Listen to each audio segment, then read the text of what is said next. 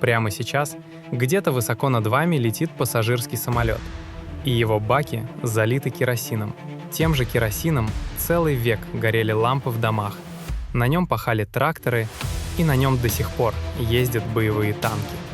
Керосин, похоже, способен привести в движение почти любую технику, какую только придумал человек. Но есть одна машина, которая упрямо от него отказывается. Обычный автомобиль в вашем гараже. И вот что странно.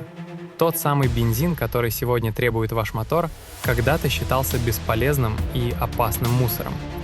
Его сливали в реки, сжигали в ямах и старались избавиться от него любой ценой. Как же вышло, что вчерашний отход победил, а королевское топливо осталось неудел? Ответ прячется в одной инженерной детали, о которой почти никто и не задумывается.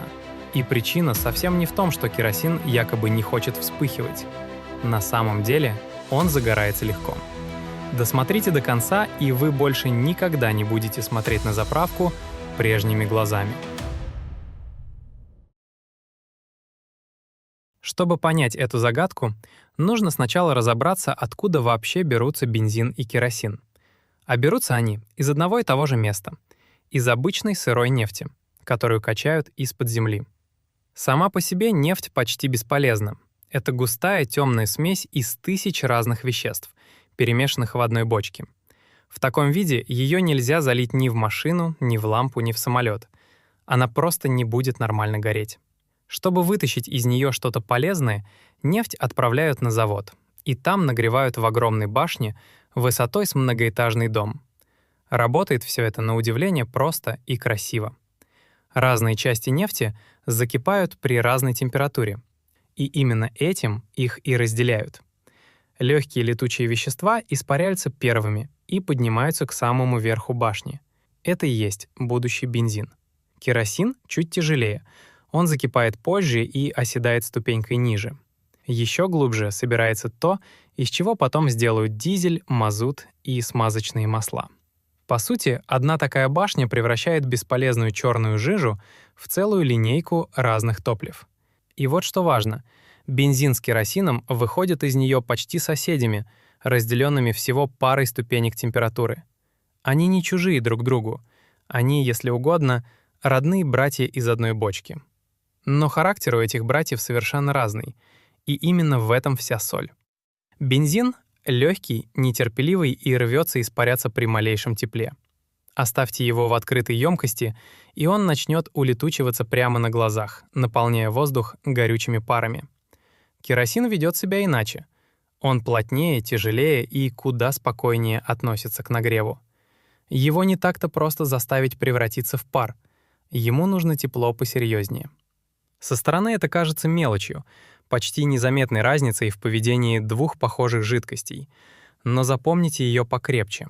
Именно этот характер и окажется главным ключом ко всей нашей истории. Ведь дальше мы увидим, как один и тот же жар внутри двигателя сделает одного брата королем дорог, а второго вежливо оставит за дверью. А теперь перенесемся на 1,5 века назад, и вы удивитесь, насколько все было перевернуто с ног на голову. В середине XIX века нефть перегоняли ради одного единственного продукта. И это был вовсе не бензин. Людям нужен был керосин. Именно он стал главным сокровищем, ради которого строили первые заводы.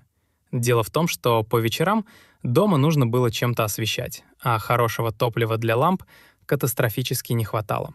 До этого лучшим светильным маслом считался китовый жир, но он стоил дорого, и добывать его становилось все труднее. И тут появился керосин. Дешевый, яркий и куда более доступный. Он горел ровным светом, стоил разумных денег и быстро разошелся по всему миру. Керосиновая лампа стала обычной вещью в каждом доме. Вот ради этого света и качали нефть. Ради него строили перегонные заводы. Керосин был настоящим королем, звездой всей нефтяной отрасли того времени. А что же бензин? А бензин был проблемой. При перегонке нефти вместе с драгоценным керосином неизбежно получалась и легкая летучая жидкость — тот самый бензин. Но применения ей тогда попросту не было. Больше того, ее считали опасной обузой. Бензин легко вспыхивал, испарялся от малейшего тепла и грозил пожаром на ровном месте. Для владельцев заводов это был не товар, а головная боль, от которой хотелось избавиться поскорее. И избавлялись довольно грубо. Тысячи литров бензина попросту сливали в ближайшие реки и ручьи, сжигали в ямах или давали ему просто испариться в воздух. Земля вокруг заводов бывала насквозь пропитана этой жидкостью, которую никто не хотел брать даже даром. Сохранилась история о работнике одного из ранних заводов. Он передержал огонь под перегонным аппаратом и получил вместо привычного керосина вонючую, легко вспыхивающую жидкость, которую все дружно проклинали. Вот таким было начало. Керосин освещал дома по всему свету, а бензин выливали как ненужные отходы. Кто бы мог тогда представить, что очень скоро эти двое поменяются местами. Все изменил один единственный механизм, который перевернул судьбу обоих братьев. Речь о двигателе внутреннего сгорания, том самом моторе, что и сегодня стоит под капотом миллионов машин. К концу XIX века инженеры, наконец, довели эту идею до ума. В 1885 году немецкий изобретатель Карл Бенц построил повозку с бензиновым мотором, которую многие считают первым настоящим автомобилем. И вот тут случилось самое интересное. Для нового двигателя понадобилось топливо, которое легко превращается в пар и мгновенно вспыхивает от искры. А какое топливо испаряется охотнее всего и загорается от малейшего повода? Правильно, тот самый бензин, который еще вчера сливали в реки. Свойство, за которое его столько лет проклинали, вдруг оказалось не проклятием, а суперспособностью. Летучесть, из-за которой бензин считали опасным мусором, превратила его в идеальную пищу для нового мотора. Дальше события понеслись стремительно. Автомобили начали появляться на дорогах один за другим, и каждому из них требовался бензин. Спрос на вчерашние отходы стал расти как снежный ком. То, что раньше выбрасывали, теперь стремились продать, и цена на бензин поползла вверх. Заводы, которые прежде ломали голову, куда бы деть эту жидкость, вдруг начали зарабатывать на ней все больше. Переломный момент наступил примерно в 1911 году. Именно тогда бензин впервые в истории обогнал керосин по продажам и вышел вперед. Вчерашний мусор стал главным товаром нефтяной отрасли, а бывший король постепенно уходил в тень. И заметьте очень важную вещь. Бензин победил вовсе не потому, что он какое-то волшебное или лучшее топливо само по себе. Он победил потому, что под него идеально подошел конкретный тип двигателя, который как раз входил в моду. Появись тогда другой мотор, и вся история могла бы сложиться совершенно иначе. Но раз уж речь зашла об устройстве двигателя, самое время заглянуть внутрь и понять, что же там происходит на самом деле. Ведь именно там прячется главный ответ на наш вопрос. Вот мы и добрались до самого главного, до причины, которую почти никто не знает. Чтобы ее понять, нужно заглянуть внутрь бензинового двигателя в момент его работы. Многие думают, что там поджигается сама жидкость, но это не так. На самом деле мотор поджигает вовсе не жидкое топливо, а его пар, смешанный с воздухом. Крохотная свеча дает искру, эта искра воспламеняет пары топлива, и происходит маленький взрыв, толкающий поршень. Значит, для запуска двигателю нужна одна простая вещь — достаточное количество горючего пара рядом со свечой. Нет пара, и искре просто нечего поджигать, сколько бы она ни щелкала. И вот здесь характер наших двух братьев решает буквально все. Вспомните, бензин обожает испаряться и делает это охотно даже на сильном морозе. Он превращается в горючий пар уже при температуре около минус 40 градусов. Это значит, что бензин готов вспыхнуть от искры почти в любую погоду, хоть жарким летом, хоть лютой зимой. Поэтому машина с бензиновым мотором заводится и в мороз, пусть иногда и с ворчанием. А теперь представим на его месте керосин. Керосин куда тяжелее на подъем. Чтобы дать достаточно пара, ему нужно прогреться примерно до 40-70 градусов тепла. При обычной комнатной температуре, а тем более на холоде, он почти не испаряется. И вот что произойдет, если залить керосин в обычный бензиновый двигатель и попытаться его завести. Свеча исправно дает искру раз за разом, но поджигать ей попросту нечего. Горючего пара над холодным керосином почти нет. Мотор будет крутиться, кашлять и молчать, но так и не оживет. Получается парадокс, который мало кто ожидает услышать. Дело вовсе не в том, что керосин плохо горит. Горит он прекрасно. Проблема в том, что на холодную он не желает вовремя превращаться в пар. Но и это, как ни странно, еще не вся история. Есть и вторая причина, куда более коварная. Итак, мы выяснили, что керосин на холодную плохо превращается в пар. Но представим, что мотор мы все-таки прогрели и пар кое-как получили. Казалось бы, теперь все должно заработать. А вот и нет. Тут в игру вступает вторая, более хитрая причина. И чтобы ее понять, нужно знать, что топливо в двигателе можно поджечь двумя совершенно разными способами. Первый способ — искрой, как в бензиновом моторе. Свеча дает разряд, и он воспламеняет смесь в нужный момент. Второй способ — вообще без всякой искры, одним лишь сильным сжатием. Если резко и очень сильно сжать воздух, он раскаляется, и впрыснутое топливо вспыхивает само по себе. Именно так работает дизельный двигатель. В нем нет свечей зажигания. Там топливо поджигает сам жар от сжатия. Два разных мотора, две разные философии огня. И вот здесь кроется главная тонкость. Для искрового бензинового мотора нужно топливо, которое терпеливо ждет свою искру и не вспыхивает раньше времени само по себе. Это очень важно. Если топливо загорится слишком рано, еще до нужного момента, внутри двигателя начнется резкий, беспорядочный стук. Инженеры называют это детонацией. И такой стук буквально разрушает мотор изнутри, ломая поршни. Хорошему бензину положено стойко сопротивляться самовозгоранию и терпеть до последнего. А керосин по своей натуре — полная противоположность. Он охотно вспыхивает именно от сжатия и жара. И вспыхивает слишком рано для искрового двигателя. То есть в бензиновом моторе керосин вел бы себя как несдержанный гость, который срывается раньше времени и вызывает ту самую разрушительную детонацию. Зато в дизельном двигателе эта же черта уже не недостаток, а достоинство.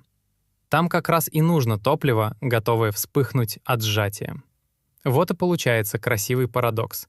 Проблема керосина не в том, что он плохое топливо, а в том, что он горит не в том ритме, который нужен именно бензиновому мотору. Он словно пришел на чужой танец. И знаете что? Несмотря на все это, машины на керосине все-таки ездили по-настоящему. После всего сказанного вы вправе спросить, если керосин так плохо ладит с бензиновым мотором, то как же на нем вообще ездили? А ведь ездили, и очень даже массово. Тут нас ждет еще один поворот. После Второй мировой войны во многих сельских хозяйствах Британии и Австралии тракторы вовсю работали на керосине. Для этого придумали особое топливо на его основе, которое называлось тракторным испаряющимся маслом. Фермеры любили его по очень простой причине. Оно было заметно дешевле бензина. А для хозяйства, где техника пашет с утра до ночи, разница в цене топлива выходила огромной. Так что керосиновый транспорт — это не фантазия, а вполне реальная страница истории. Правда, чтобы все заработало, инженерам пришлось пойти на хитрость. Помните две главные беды керосина? Он плохо испаряется на холоде и не любит искровой мотор. Обе эти проблемы обошли на удивление изящно. Такой трактор заводили не на керосине, а на бензине из маленького отдельного бачка. На бензине холодный мотор легко оживал и начинал прогреваться. А вот когда двигатель как следует нагревался, водитель просто переключал подачу топлива на дешевый керосин. Теплый мотор уже без труда превращал керосин в пар, и трактор бодро продолжал работать.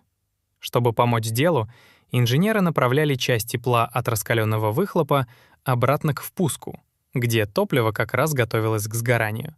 Этот дополнительный жар помогал упрямому керосину охотнее испаряться.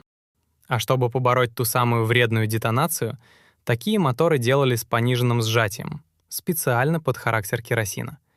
Получалась хитрая, но рабочая система, где два топлива дружно делили обязанности. Бензин отвечал за холодный старт, а керосин — за долгую дешевую работу под нагрузкой. И это доказывает очень важную вещь. Керосиновый автомобиль в принципе возможен, просто он требует особой конструкции и лишних хлопот. А раз так, впереди нас ждет еще более удивительное открытие. Керосин не только ездит, но и летает, и даже воюет. Если керосин так неудобен для обычной машины, то почему же на нем летают целые самолеты? Ответ прячется в устройстве авиационного двигателя. И он все расставляет по местам. У реактивного самолета под крылом стоит не поршневой мотор со свечами, а турбина. А турбина устроена совершенно иначе. В ней нет ни поршней, которые нужно вовремя толкать искрой, ни момента, когда важно поймать точную вспышку. Внутри турбины топливо просто впрыскивается в камеру и горит там ровным, непрерывным пламенем, как в мощной горелке. Для такого горения летучесть бензина уже не нужна вовсе. Зато керосин здесь раскрывается с лучшей стороны. Он хранит в себе много энергии на каждый литр и остается жидким даже в жуткий мороз на большой высоте, где бензин повел бы себя куда капризнее. Вот почему авиация давно и осознанно выбрала именно керосин, а не бензин.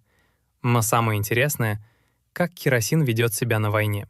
Современные армии пошли на очень остроумный шаг, и связан он с обычной логистикой. Представьте, каково это — снабжать целую армию, где реактивные самолеты требуют керосин, а танки и грузовики ездят на дизеле. Пришлось бы возить на передовую сразу несколько разных видов топлива в отдельных цистернах. Это дорого, медленно и опасно. Ведь любую цистерну надо охранять и доставлять под огнем. И тогда родилась идея единого топлива для всего сразу. Военные взяли особый сорт авиационного керосина и стали заливать его буквально во все. И в реактивные двигатели самолетов, и в дизельные моторы танков и грузовиков. Одно топливо на всю технику разом, никакой путаницы с бочками. Дизельный мотор, как мы уже знаем, отлично ладит с керосином, ведь ему как раз и нужно топливо, вспыхивающее от сжатия. Так что на поле боя керосин оказался куда удобнее бензина. Вырисовывается любопытная картина. Керосин прекрасно кормит и турбины самолетов, и дизели танков. Вся загвоздка лишь в искровом моторе вашей легковушки. Но есть еще одна причина, о которой мы пока молчали, и она вовсе не про технику. До сих пор мы говорили про физику и устройство моторов, но даже там, где керосин технически вполне подходил, дело нередко решала вовсе не техника. Решали деньги и привычка. И это, пожалуй, самая недооцененная часть всей истории. Вспомните тракторы на керосине. Фермеры выбирали его не из любви к инженерным фокусам, а потому что так выходило дешевле. Во многих странах керосин, который шел на отопление и бытовые нужды, облагался куда меньшим налогом, чем топливо для автомобилей. Государству было выгодно, чтобы люди могли дешево отапливать дома, поэтому бытовой керосин намеренно держали дешевым. А вот бензин и дизель для машин, наоборот, облагали солидными налогами и сборами. Получалось, что цена топлива на заправке во многом определялась не его качеством, а решениями чиновников. Но главный груз, который навсегда закрепил победу бензина, это сила привычки, помноженная на время. Задумайтесь на секунду, что стоит за одной поездкой на машине. Это заправки на каждом углу, огромные хранилища, целые сети трубопроводов и танкеров, привычные всем стандарты топлива. Весь этот гигантский мир десятилетиями выстраивался вокруг бензина и дизеля, а вовсе не вокруг керосина. Заводы научились гнать именно эти сорта топлива. Моторы конструировали именно под них, а водители привыкли именно к ним. Свернуть с этой наезженной колеи стало практически невозможно. Слишком много всего было завязано на однажды сделанный выбор. Даже если бы кто-то придумал прекрасный керосиновый автомобиль, ему было бы просто негде удобно заправиться. Есть у этой медали и оборотная сторона — безопасность.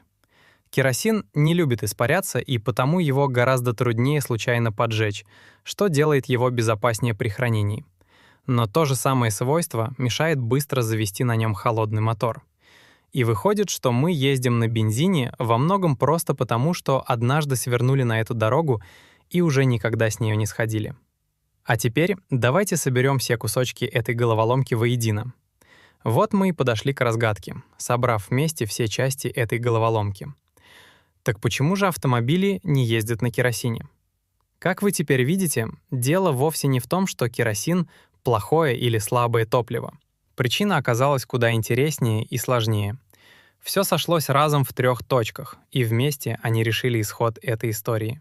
Первое — это устройство самого мотора. Обычный автомобильный двигатель поджигает топливо искрой, а для этого нужен легкий, охотно испаряющийся бензин, а не тяжелый керосин.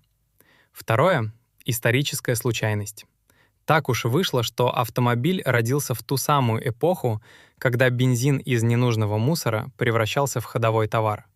Третье — деньги и привычка, которые за 100 с лишним лет намертво закрепили сделанный выбор.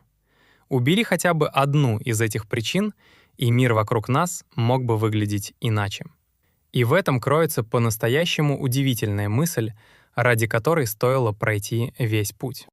Топливо, которое плещется в баке вашей машины, это вовсе не закон природы и не единственно возможный вариант. Это, если вдуматься, замороженное во времени решение, принятое больше века назад. Тогда сошлись вместе неудобный характер керосина, случайный триумф вчерашнего мусора и обыкновенная человеческая привычка идти по проторенной дороге. С тех пор мы просто едем по накатанной колее, почти не задумываясь, почему в баке именно бензин. А ведь керосин все это время был рядом. Он освещал дома, поднимал в небо самолеты и вел в бой танки. Ему просто не досталось места под капотом обычной легковушки. Вот такой неожиданный ответ прячется за самой обыденной вещью на свете — за походом на заправку. Если это видео открыло вам что-то новое, обязательно напишите в комментариях, знали ли вы раньше, что бензин когда-то выбрасывали как ненужный мусор. Поставьте лайк, если вам было интересно. Поделитесь этим роликом с друзьями и родными и, конечно, подпишитесь на канал «Координаты неизвестного», чтобы не пропустить новые разгадки самых обычных, но удивительных загадок вокруг нас.